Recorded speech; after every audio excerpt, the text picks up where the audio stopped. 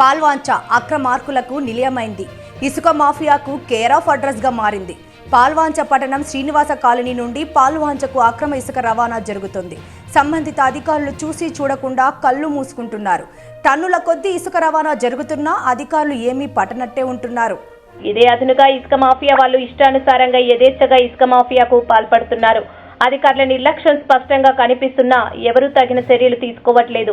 ఇలానే వదిలేస్తే ఇసుక మాఫియా వాళ్ళ ఆగడాలు ఇంతకు ఇంత పెరిగిపోతున్నాయి. ఇకనైనా అధికారులు తగిన చర్యలు తీసుకొని ఈ మాఫియాకు అడ్డుకట్ట వేస్తారని పాల్వంచ ప్రజానీకం కోరుకుంటుంది.